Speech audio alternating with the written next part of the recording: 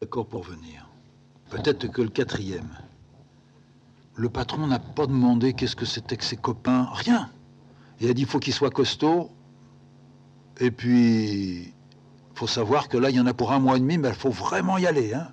Faut pas reculer parce que c'est pas une saison où on peut attendre. Hein. Et puis l'année prochaine, on ne sait pas. Hein. Il y a les boches, il y a tout ça. Ça, c'est maintenant qu'il faut faire. Si on a fait une bonne coupe cette année, si on peut en faire une au printemps, on est sorti d'affaires. Je vous payerai. Et puis, dans la cabane, j'ai monté un gros poêle là-bas. Vous serez bien. C'est une bonne partie de la forêt qu'il faut descendre. Oui, ben, on est d'accord. On va aller voir les copains. Et puis on remonte ce soir, on vous le dit. Si les 3 veulent venir, vous êtes d'accord. Et si c'est les 4, vous êtes d'accord aussi. Il en faut 8. Si vous avez les 4 plus vous, ça fait 6. Il y aura mon fils. Et puis il y aura certainement mon neveu. Ça fera les 8, c'est assez. Je vous y monte en voiture. On partirait dimanche soir. Allez. Donc, je compte sur vous. Demain, vous venez me donner la réponse. Avec mon frangin, on est allé tout de suite à la maison abandonnée. On l'a trouvé les 4. Et on leur a dit, on a quelque chose pour vous si vous voulez. Juste avant l'hiver, il y a des coupes à faire. C'est dans les forêts, on abat des sapins, il faut les ébrancher. Bon, on connaît le patron. On embauche dimanche soir. Il nous mène en voiture, c'est pas loin d'ici, mais on ne peut pas y aller à pied. On est 8. Il y a mon frangin, il y a vous 4, il y a moi, il y a le fils du patron, et puis il y a le neveu du patron. Ça fait les 8. On dort dans une cabane. Il a dit que cette année, il avait mis un poêle, un 4 marmites, c'est bon, comme ici, celui que vous avez là. On peut donc faire vraiment la soupe. À tour de rôle, il y en a un qui fait la soupe tous les jours. Le ravitaillement, il y en a un qui va le chercher, mais enfin, on va le chercher 1 fois par semaine. Le reste du temps, on se répartit le travail. On a des bœufs. Et puis, on travaille dur. Au lever du jour, on est déjà sur les arbres. Et à la tombée, on se met en route pour rentrer vers la cabane. Avec les bœufs, on tire les arbres, on les amène au bord d'un chemin. Et puis dans l'hiver, quand ils peuvent passer, ou l'année prochaine, ils viennent chercher les arbres et ils les conduisent à la scierie. Nous, notre travail, c'est seulement abattre, ébrancher, faire attention en abattant. Mais ça, c'est notre boulot. Mon frangin et moi, et le fils du patron, il sait très bien. Donc nous, on aura toujours et les passes et les haches. Vous, vous aurez les coins, on vous montrera. On leur a pas dit que vous étiez bûcheron, hein. On a dit que vous étiez des copains. Et ébrancher, ça vous savez ébrancher. On vous montrera, c'est avec des serpettes et avec des haches. Et écorcer, c'est rien non plus. C'est rien. C'est avec un coin, et puis on a aussi une pointe, là, comme, disons, comme un grand couteau, on le passe sous l'écorce, et on tire, et puis on soulève l'écorce. On fait des tas d'écorces. L'écorce, on a le droit de la ramener pour nous. Alors, quand on aura fini le chantier, vous aurez un tas d'écorces que, avec les bœufs, quand on les ramènera, de quoi vous chauffer tout le restant de l'hiver. Quand même bon. Parce que l'écorce, même quand elle est fraîche, elle brûle bien, et c'est plein de résine. Alors c'est comme vous voulez. Ou 3 ou 4. On part dimanche, 1 mois et demi. Les 4 se sont regardés, ont commencé à parler ensemble, et puis ils ont donné la réponse, c'est d'accord. Alors tu vois, me dit Marius, on a fait une bonne équipe. On s'était mis à 2 équipes. 3 d'un côté, 4 de l'autre, et un qui restait à la cabane. Les 3, c'était, disons, les plus forts. Alors il y avait mon frangin, un des Lyonnais, et le fils du patron ou le neveu du patron. Et puis, moi, j'étais avec les 3 autres, les Lyonnais. ils ont décidé, ils resteraient toujours dans le bois, aucun d'eux ne ferait la cuisine. Oh, on était d'accord. La cuisine, ça repose plutôt. Enfin, ils s'y sont faits. Il y en a même un à la fin qui savait bien viser quand on avait passé les coups de hache et puis avec le passe fait la grande entaille. Il faisait bien tomber pour pas abîmer les autres arbres en le faisant chuter. Hein. Il avait pris le coup. Et les deux autres, ça allait. Il n'y en avait qu'un. Ah, il était con. Il s'est blessé une fois. Il s'est écrasé un doigt. Enfin, avec lui, on savait qu'on allait toujours avoir. Il y aurait quelque chose. Même en marchant, même en revenant le soir à la cabane, il tombait, dit. C'était le moins solide. C'était le moins solide. Enfin, bon. Avec les bœufs, on sortait.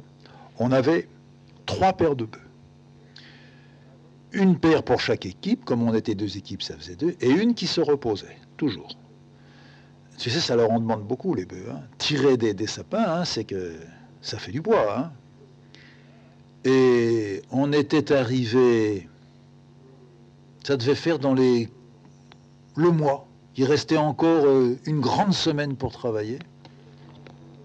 Ah oui, une grande semaine, presque 2 semaines. Oui, on est resté 6 semaines, tu vois. La neige n'était pas venue. Il faisait un froid, le bois. Il chantait quand il tombait, dit. Ah, c'était la première fois que mon frangin et moi, on travaillait dans un froid comme ça. Il y avait le fils du patron qui avait dit, j'ai travaillé sur les plaines vers automne, qu'il a fait moins 21. Je ne le referai plus, parce que le bois, quand il tombait, il éclatait. Eh bien, tu sais, on n'était pas à moins 21, parce que tu ne trouves pas au mois de novembre du moins 21. Mais moi, je peux te dire qu'il devait y avoir dans les moins 12, moins 15, et que les outils, quand tu les prenais dans les mains, ben, mon vieux, le matin, ça t'arrachait presque la peau, dit. Tu sais que le froid et le chaud, ça fait des cloques. Hein. Bon, c'est pas arrivé avec moi, c'est arrivé avec le fils du patron. On était contents, hein, parce que ça peut arriver, mais il a bousillé une des bêtes. Ah, bah tu sais.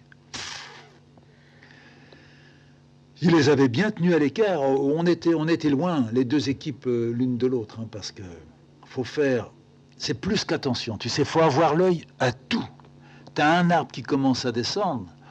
Tu te dis, oh, il y a bien une petite branche qui va toucher là-haut avec un autre, mais ça, c'est rien. Mais quand il commence à descendre, à peine, faut pas qu'il. S'il a pris sa course et que le poids déjà le pousse vers la terre, pas de problème. Il tombera droit.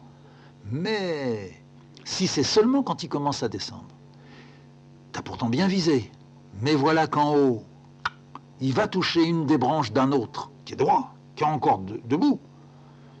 Ah mon vieux, si c'est seulement au bout de 1 ou 2 mètres, il n'a pas encore pris beaucoup d'élan, il est en train de chercher son élan, tu vois. Il touche la branche d'un autre, mais une branche qui est grosse comme ton poignet, tu vois. Pas une branche énorme. Puis dans les sapins, il n'y a pas des branches énormes. Eh bien, cette branche-là, ça le dévie. Mais ça peut te faire un... D'abord, ça peut te casser au moins 5 ou 6 arbres, parce que ça l'envoie là où tu voulais pas. Et puis, ça peut même te le retourner sur la gueule.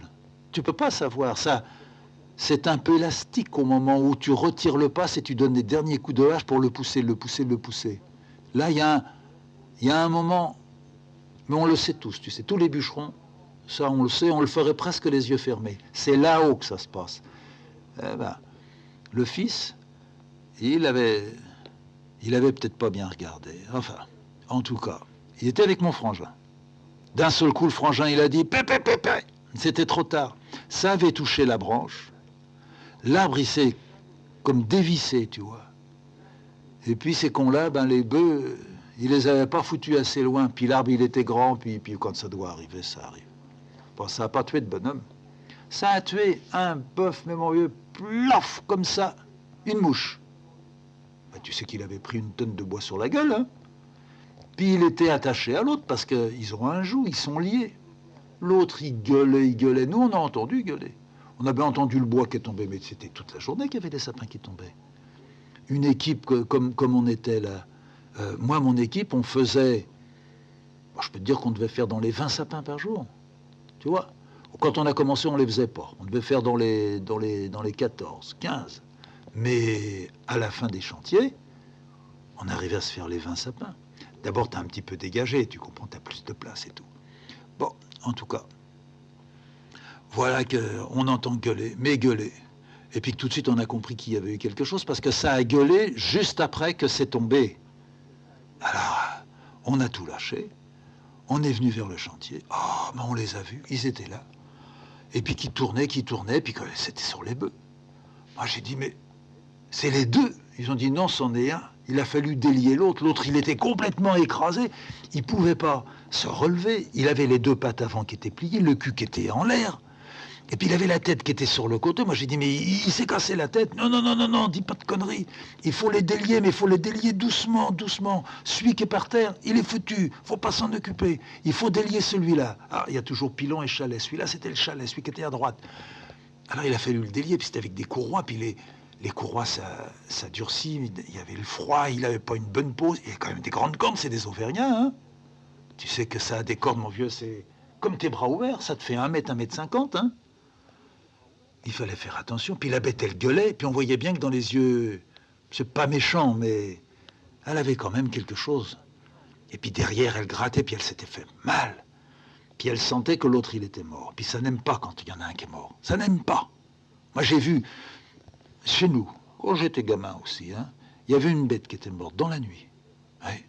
Toute seule, elle n'a pas appelé quand elle s'est mise à faire le veau, puis elle a fait une hémorragie. Enfin, on a trouvé plein de sang, tu vois. Mais elle n'a pas appelé, elle souffrait de trop, enfin, bon. Eh bien, les autres bêtes, c'est elles qui nous ont réveillés. Tu as commencé à meugler, meugler. Bon, c'était pas loin du matin, le père, il a dit, elles ont faim, quoi. Il n'a pas pensé que celle-là, elle allait le faire dans la nuit, comme ça. Hein, elle est venue avant terme, tu vois. Eh bien, les autres qui gueulaient, c'était qui gueulaient parce qu'il y en avait une qui était morte et qui voulait sortir. Ils ne voulaient pas rester dans l'étable où il y avait une bête qui était morte. Il ne faut jamais tuer une bête devant une autre. Jamais. C'est dégueulasse. Elles ont peur. Nous aussi, on a peur. J'écoutais Marius me racontant ça. J'attendais la suite. Je l'ai encouragé. Et avec la plus grande facilité, il a retrouvé là où il l'avait laissé, son histoire. Il m'a dit, c'est moi qui l'ai délié avec le frangin. On ne voulait pas couper les liens, alors que le fils, il disait, coupez les liens, je m'en fous des liens, coupez les liens, je veux bien perdre une bête, mais je ne veux pas perdre les deux. Ce qui était vrai, il y avait les deux autres qui étaient au repos. Il y en avait un qui était foutu, il y en avait encore un autre qui allait passer de ce côté. Bon, il y en a toujours un qui, dans les équipes, allait être un peu plus fatigué que les autres. Il nous restait encore 15 jours, alors ça allait. Enfin, on a délié, on a soulevé le joug, on a aidé Chalet à se relever. Bon, aider, tu comprends bien que même en étant 4 bonhommes, on pouvait toujours essayer de s'y mettre. Ça te fait 1200 kilos, 1500 kilos, une bête comme ça. Mais enfin, on l'a aidé, on lui disait, allez Chalet, allez Chalet, allez Chalet. Puis on l'a tiré un petit peu en dehors du joug. Il a fini par mettre la patte avant comme il fallait. Puis la deuxième patte avant, puis il s'est relevé tout doucement, tout doucement. Puis il a bougé un petit peu la tête. Il n'avait rien, rien de cassé. Il avait eu peur, il avait eu mal. Vite, ils sont allés chercher du foin. Ils ont donné une grande brassée de foin. Il s'est mis à la prendre, à la manger. Bon, c'était fait. Et qu'est-ce qu'on fait de l'autre bête? Et les Lyonnais qui étaient là, il y en avait un qui était dans l'équipe, puis les autres qui étaient venus avec nous. Ils se demandaient qu'est-ce qu'on allait faire de cette bête-là. Et moi, j'ai dit, mais il va falloir la descendre sur le village, et puis on va la vendre au boucher. Il n'y a pas... Personne ne refusera la viande. La seule chose, c'est que la bête n'avait pas été saignée. On a essayé de la saigner tout de suite, mais elle était déjà morte. Et le fils, il a décidé tout de suite, il a dit, on va le traîner, on va le charger avec les autres qui sont au repos. On lui a mis autour des pattes avant une grosse corde. Les autres ont été mis juste devant lui. Et vas-y, en avant Pilon Chalet, et puis on traînait Chalet derrière. Quand on est passé près de la cabane, le fils, il a dit, halte. on détache Chalet, on met les deux bœufs derrière la cabane, prenons un grand couteau, découpons la tête, on va garder la tête pour nous. Ils ont découpé la tête. Quand ils sont arrivés à la colonne vertébrale, avec la hache, ils ont détaché la tête qui tenait. Ils ont mis un sac à la hauteur de la grande coupure qu'ils avaient faite. Ils ont relié le corps du bœuf. Ils ont fait revenir l'attelage.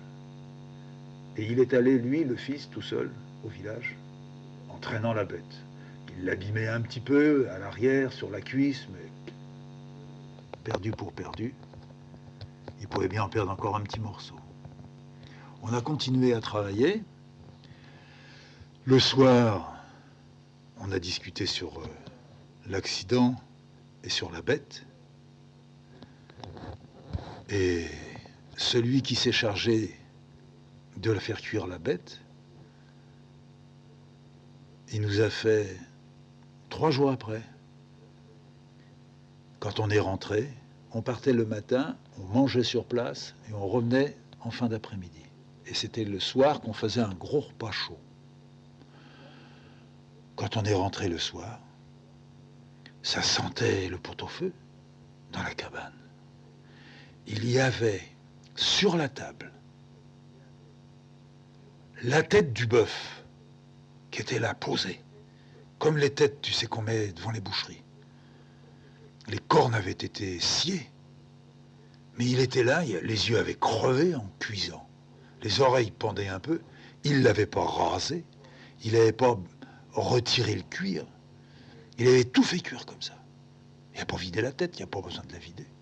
Ça s'était un peu vidé dans la grosse lessiveuse, ça c'était la soupe, on a bu de la soupe, c'était bon. Et puis après on était tous autour de la tête, tous les 8, avec nos couteaux. Et on arrachait des morceaux, on découpait.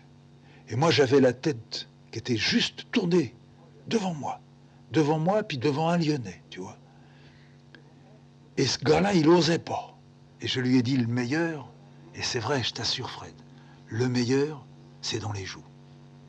Alors avec mon couteau, je l'avais bien affûté, puis j'y avais affûté le sien aussi. Et puis on prenait un morceau de la peau comme ça, puis on découpait. Fallait pas bouffer là où il y avait les poils, tu vois. Mais fallait gratter après. Ça se retirait presque comme de la crème. Tu vois, un peu comme du flan. Tu vois, du flan. La joue, elle s'en allait comme ça. On est arrivé à la mâchoire, tous les deux. Et puis, au-dessus des joues, là, vers la tempe, tu vois, en dessous de l'œil, il y a des gros morceaux de chair. Faut pas croire, tu sais, c'est bon. On n'a pas tout bouffé, mais quand on est allé se coucher, il n'y avait plus beaucoup sur la tête, il en restait dedans. Le lendemain, on a dit, le lendemain, on va bouffer la cervelle. Et celui qui l'avait fait cuire, il a dit, moi, demain, je reste là, je m'en occupe, je vais vous faire quelque chose de bien. Il a fait quelque chose qui était bien avec la cervelle. Il a sorti la cervelle comme ça par en dessous. Et puis il restait encore autour du cou. Tu sais, sur le cou, c'est beau. C'est de l'échine un peu raide, mais comme ça, cuit longtemps. Il l'avait fait cuire du matin jusqu'au soir. C'était devenu... Il l'avait piqué un peu. C'était devenu presque tendre. C'était devenu de la viande un peu blanche, tu vois, tellement ça avait cuit. Mais on a bouffé jusqu'au bout du chantier, tu vois. Même autour des cornes, on a fini par décoller un peu ce qui restait des cornes, tu vois. Il les avait sciées, je sais pas comment il avait fait le cuisinier, tu vois. Autour des cornes. Il nous l'a dit. Il a dit, vous verrez, autour des cornes, il y a de la chair qui tient.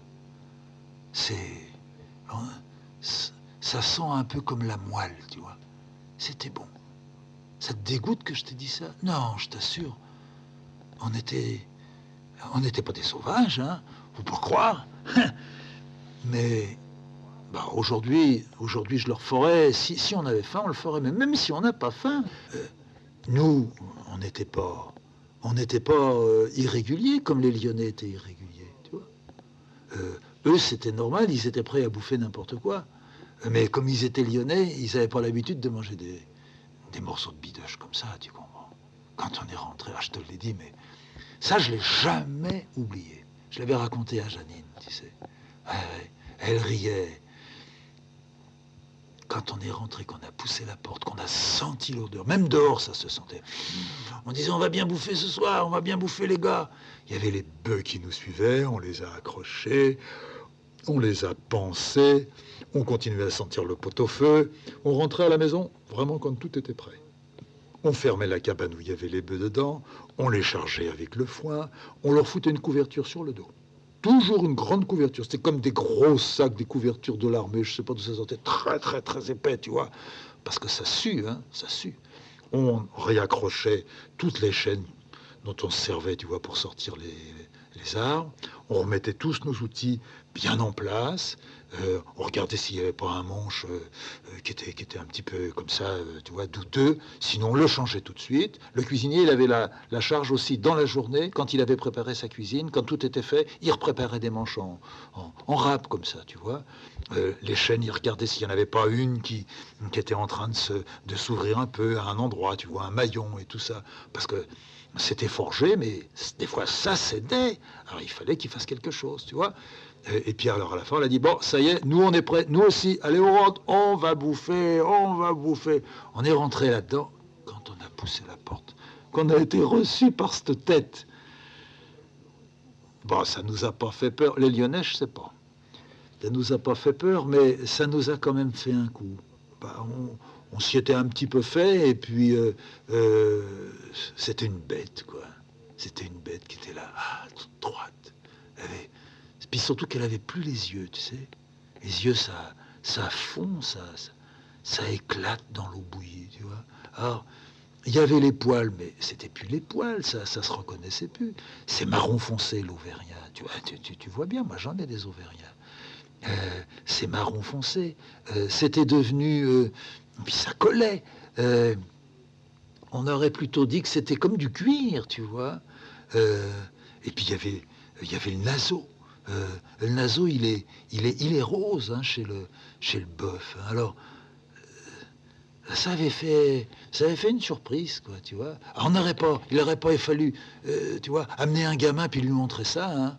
Oh, ça y aurait fait faire des sales rêves, hein. Ça, ni une bonne femme enceinte, hein. Tu peux être sûr, hein, tu fais sortir le gosse, hein. Voilà, tu vois, je l'ai jamais oublié, ça. J'ai jamais oublié. Et le père, le patron, eh ben, il n'a pas engueulé le fils. Il a dit que ça arrivait. La viande, il l'avait bien vendue. Il nous en a même fait passer un morceau. La cuisse qui était abîmée, parce que qu'est-ce qu'il l'avait traîné et tout, oh là là. La cuisse qui était abîmée, il l'a fait remonter à la maison. Et puis mon père, il a dit, bah, il faut en passer un morceau chez Chapuis, là, aux Lyonnais, on les appelait les Lyonnais. Et il a dit, mais avant, ce qu'il faut, c'est bien la frotter, la fumer, et puis après, bien la saler. Alors, vers le mois de janvier, elle était prête. C'était un morceau, puis on avait foutu de la ficelle autour, tu vois. Et il avait dit, il faut la laisser tremper dans du sel, mais vous en prenez un petit morceau de temps en temps. Et ils ont passé leur hiver en mangeant un peu de cette viande-là, tu vois. Ma nuit venait de se terminer.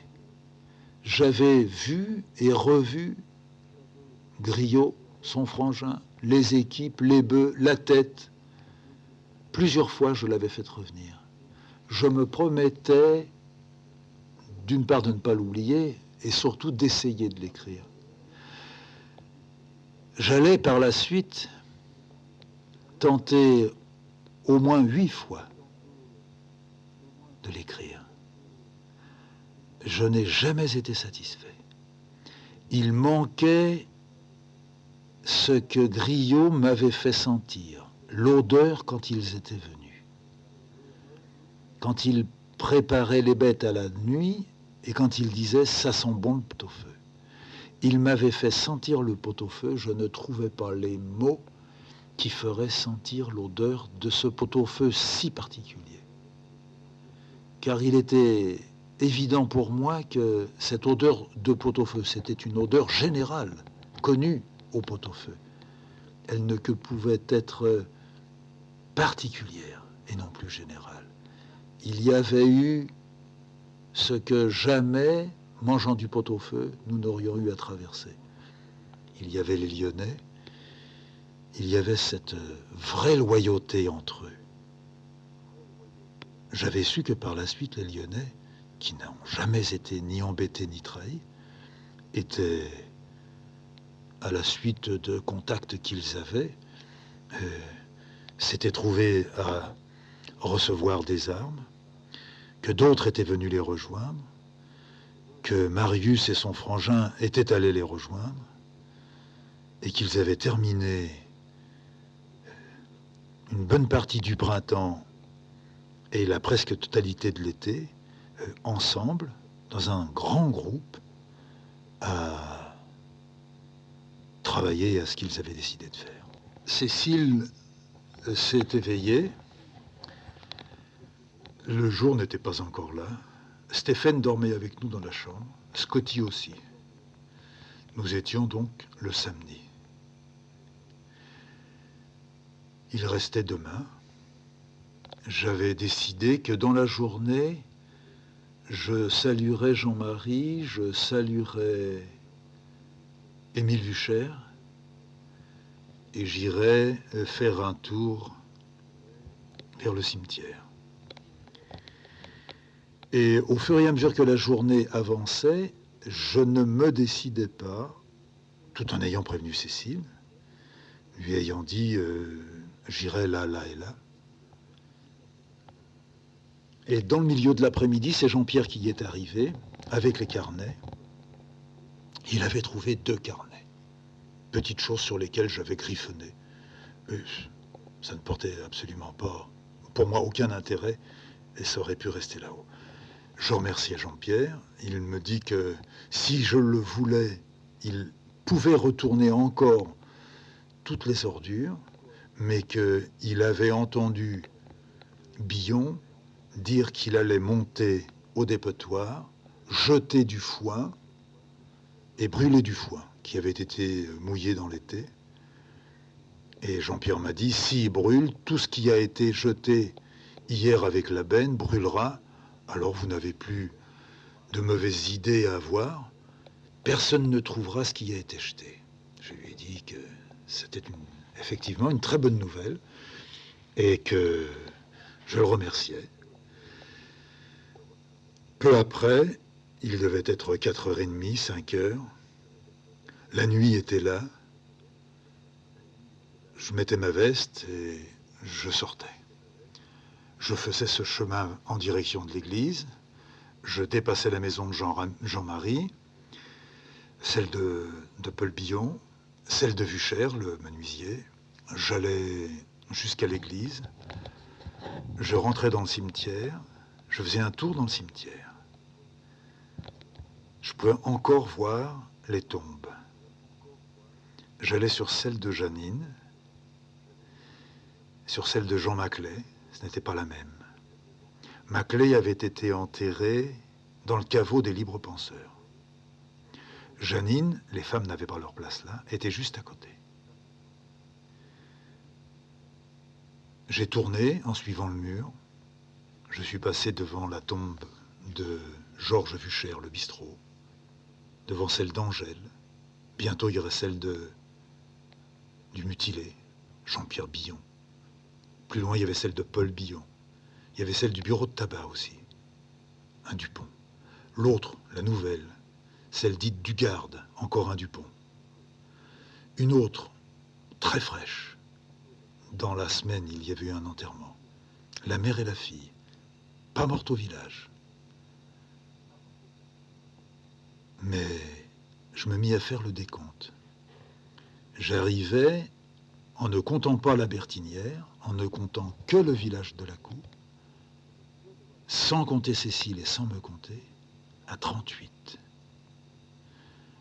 38 vivants au village.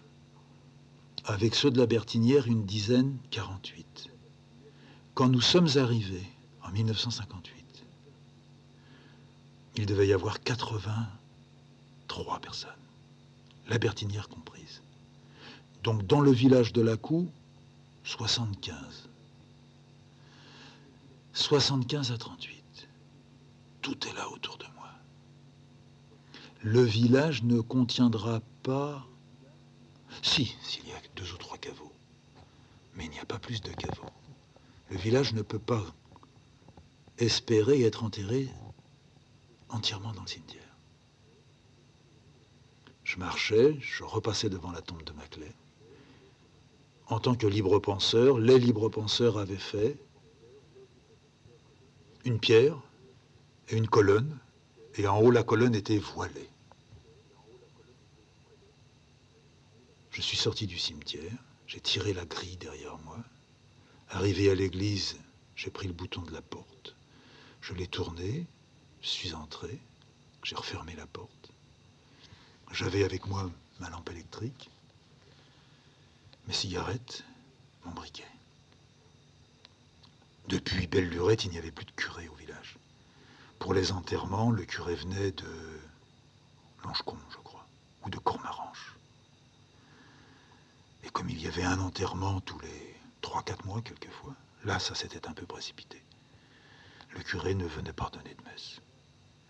Il y avait aussi les mariages. Il y avait un mariage tous les 2-3 ans, mais il n'y avait plus personne à marier. Ce n'étaient pas les enfants de Marius qui pouvaient espérer se marier. Il n'y avait donc plus jamais de messe. Messe des morts, messe de célébration, messe de mariage, baptême. Peut-être que le néné de Marius, mais Marius ne faisait pas baptiser ses gosses. Alors qui était le dernier baptisé? À la Bertinière, il n'y avait pas d'enfants jeunes. Il n'y avait donc pas, dans les 15 ans passés ici à la Coue, pour moi, de baptême. De mariage, j'en voyais 2. La fille de Jean-Marie qui s'était mariée et une fille de la Bertinière qui s'était mariée. 2 filles. Oui, c'est vrai. Nous avions vu avec Cécile passer, sortant de la mairie sans doute, revenant vers Jean-Marie et dépassant Jean-Marie pour aller à l'église, la fille de Jean-Marie. Je crois Josette Dupont ou Josiane Dupont. Elle avait peut-être le même nom que la fille de Marius. On les avait vues passer, elle, la première, avec son voile, toute blanc, qui volait un petit peu. Il y avait un vent du midi. Elle marchait vivement. Elle tenait le bras de, peut-être de Jean-Marie ou peut-être de son beau-père. De là où j'étais, je ne pouvais pas, c'était de mon atelier, reconnaître. Le marié était derrière. Alors lui, il tenait le bras de la mère de Josiane ou de Josette. Et le petit groupe s'étirait. Il y avait toujours les retardataires derrière qui déjà commençaient à fumer, sautiller.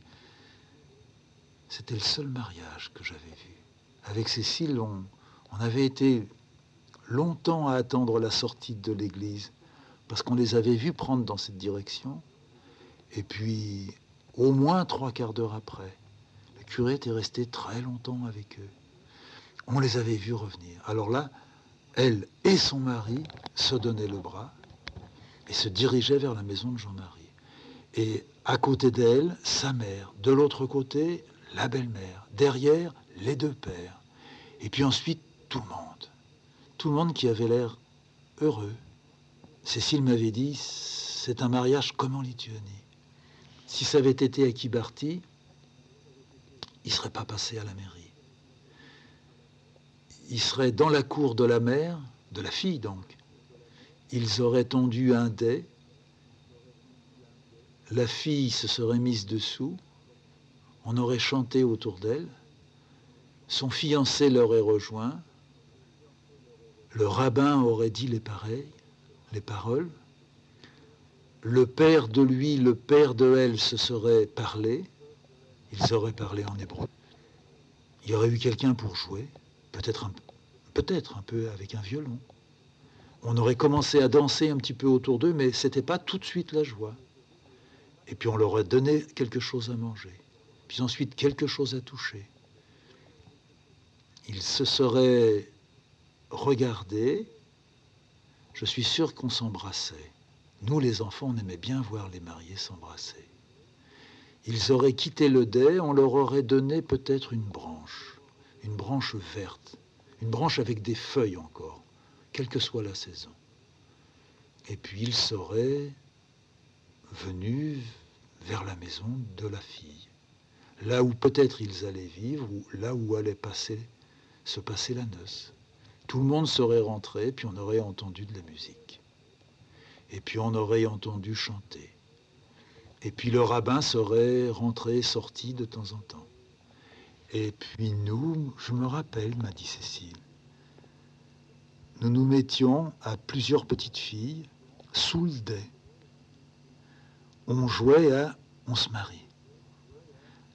Le dais sous lequel je m'étais mis, je crois qu'il était rouge. Il ne doit pas toucher à un mur. Ce sont 4 piquets que l'on met dans le sol, une sorte de petite estrade, un petit plancher, pour s'isoler un peu de la terre. Et puis les 4 piquets reçoivent en haut les 4 coins d'un drap rouge. Il me semble que j'ai vu un drap blanc une fois. Peut-être que je me trompe, que c'était un drap blanc. Ce qu'on leur donnait comme branche, ce n'était pas une branche de sapin. Il fallait que ça soit des feuilles allongées. À quoi est-ce que ça ressemblait? Comme si c'était une branche de plante d'appartement. Tu vois de ces feuilles très allongées qu'on voit dans les cafés. Je crois que c'était quelque chose comme ça. Voilà, ça ressemblait peut-être à une palme. Ouais.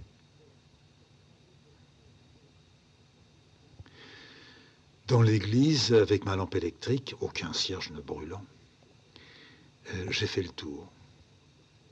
C'était la première fois que j'entrais dans l'église de la Cour.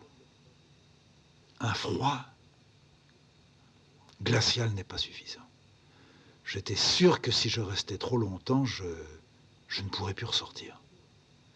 Ça me prenait dans les jambes, dans les genoux, dans le cou. Je relevais mon col, je me serrais, je marchais à pas tout petits. Et je faisais bouger mes doigts de pied et mes doigts de main. Et avec ma lampe électrique, je regardais les murs, le chemin de croix, le petit confessionnal, les bancs, un emplacement réservé peut-être aux gens un peu plus riches du village, un peu surélevés, proche de ce petit balcon d'où le curé peut-être faisait ses prêches. Sur l'autel, il y avait une croix. On voyait à travers les vitres, qui n'étaient pas du tout des vitraux, on voyait un peu de la lumière blafarde du ciel parce que le clocher était tourné, ah oui, vers l'est. Ah oui. Je suis revenu vers la porte.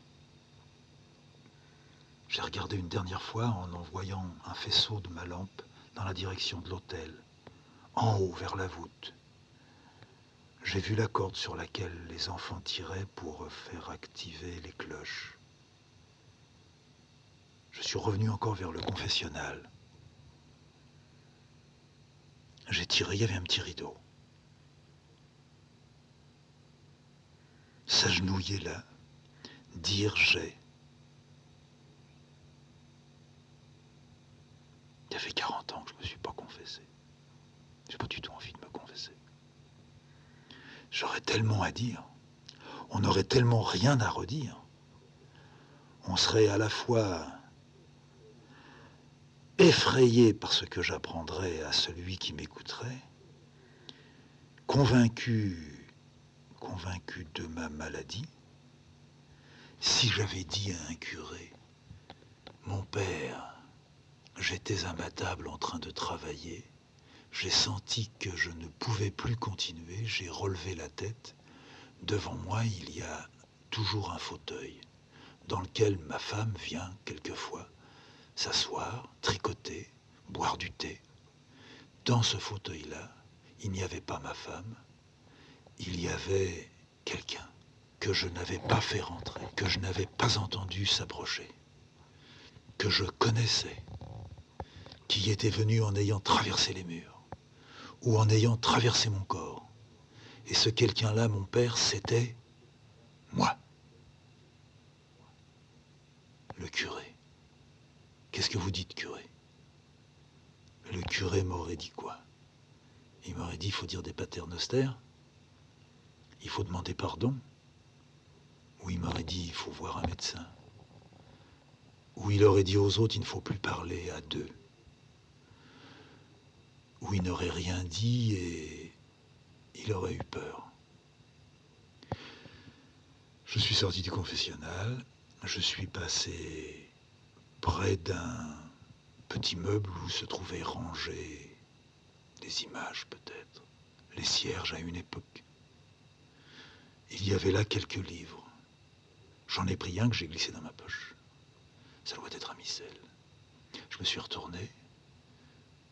J'ai regardé en direction de l'hôtel. Je n'ai pas réallumé ma lampe et j'ai dit « Pardonnez-moi, j'ai volé un livre. Ce n'est pas un souvenir, c'est un livre dont je vais avoir besoin. » J'étais sûr que je le foutrais en l'air en arrivant à la maison. Mais j'avais ramassé un livre dans l'église. Je suis ressorti, j'ai refermé doucement la porte. Et je me suis dirigé en passant devant Jules Dupont, que j'ai vu déjà à table, étonné qu'il soit attablé à prendre sa soupe alors qu'il n'était pas 6 heures. Mais Jules n'avait plus de vache. Jules mangeait de bonne heure et c'était celui qui regardait le plus la télévision. Oui, elle était venue jusque-là maintenant. Quelques maisons plus loin, c'était l'atelier d'Émile Vucher. Il y avait de la lumière. De loin, je l'ai vu. Il était en train de raboter, de visser. Je me suis approché de la vitre et j'ai tout de suite toqué. Il s'est retourné, il m'a vu, m'a fait le signe. Je me suis dirigé vers sa porte, il l'a ouverte, je suis rentré, il l'a refermée. C'est bien, je suis content que vous soyez venu, monsieur Deux. C'est vrai, tout est prêt. Tout est prêt. Vous partez lundi. Lundi là. Alors c'est presque votre dernière nuit. C'est pour ainsi dire ma dernière nuit, parce que la dernière nuit, je suis vraiment sûr, monsieur Vucher, de la passer à vérifier les paquets, les cordes, les ficelles, les fermetures des valises, des malles, plus tout ce que les hommes vont avoir à emballer eux-mêmes, à mettre dans des caisses. Voilà, c'est fait, je suis arrivé au bout. Et vous, qu'est-ce que vous faites? Mais je suis toujours sur mon pied. Toujours sur votre pied. Le pied que vous allez garder. Le pied que je vais garder. Depuis qu'on s'est vu, je vais vous apprendre que la femme est morte. Mais je vous l'avais dit. Elle avait des ulcères, je crois. Et je m'en doutais et je crois que je l'avais même entendu dire. Mais là, je vais faire le pied pour moi. Et vous ne vous en servirez jamais. Jamais, monsieur Deux. Mais je vais faire un pied, peut-être le vrai grand pied que j'aurais fait de ma vie. Parce que c'est un noyer, regardez-le. Maintenant, je suis presque à la côte. Hein. J'ai fait tout le haut. C'est là qu'il devait normalement recevoir avec des mortaises sur le côté les abords de la table et le plateau de la table par le dessus. J'avais pensé que je le rechevillerais comme ça. Bon, j'ai tout préparé comme s'il allait recevoir ses mortaises. Mais en dessous, il y a le premier arrondi, puis regardez la descente là. Et c'est pas une vrille à l'endroit. Si vous regardez, c'est une vrille à l'envers. Attendez, pour regarder qu'elle est à l'envers, moi, il faut que je fasse comme si j'étais en train de visser une vis. Alors faites voir. J'ai mis droit le pied et je l'ai tourné, je l'ai vissé, effectivement, il n'aurait pas pu se visser dans le sol. Ça n'était pas possible. Oui, je vois maintenant, c'est sûr. Il est à l'envers. Qu'est-ce que vous faites pour tourner une pièce comme ça? Vous la mettez entre deux mâchoires et vous la faites tourner, ou c'est vous qui tournez tout autour, tout doucement? Non, non, c'est un coup que j'ai pris il y a très longtemps. J'ai toujours aimé faire comme des vis. Même quand j'étais jeune, je savais et on disait que ça allait être ma spécialité. Faire des vis. Faire des vis pour les buffets, faire des vis pour les entrées de porte. Je faisais aussi des vis, puis ensuite il fallait les scier en deux, puis les mettre de chaque côté comme des demi-colonnades. J'en ai fait, mais beaucoup, partout où vous envoyez dans les maisons, pas seulement à la cour, mais même en allant plus loin. Sur Cormoranche, j'en ai fait. Ma mère sortait de Cormoranche. J'en ai fait sur Longe-Combe aussi. Presque toutes les tables, on me les commandait. J'ai dit, monsieur De, ce que je fais. Bon, j'aime travailler, mais j'ai passé beaucoup de temps à faire avec du bois des objets dont je n'avais jamais reçu la commande. J'étais surpris. Je lui ai dit, mais moi, monsieur Vuchère, je croyais que vous étiez menuisier, puis que vous faisiez ce que vous aviez fait chez moi une fois. Vous avez fait des fenêtres, vous avez fait la grande échelle de meunier qui du garage arrive jusqu'à l'atelier. Que vous faisiez même de la charpente. Oh, de la charpente, j'en ai fait très peu. C'est surtout mon père qui en faisait. Je l'avais gardé comme ça, mais je n'aimais pas en faire. D'abord, il faut être plusieurs, et moi, j'aime pas être... À travailler avec d'autres, ça ne me plaît pas. Alors, je faisais de la menuiserie, oui, des portes, des fenêtres, des tables. J'ai même fait des buffets. J'ai fait des salles à manger entières, des chambres. Des grandes portes de placard aussi. J'aimais beaucoup faire ça pour les cafés. Je cherchais dans le bois. Je prenais du hêtre. Vous savez ce qu'on appelle ici du faïard. J'aimais beaucoup.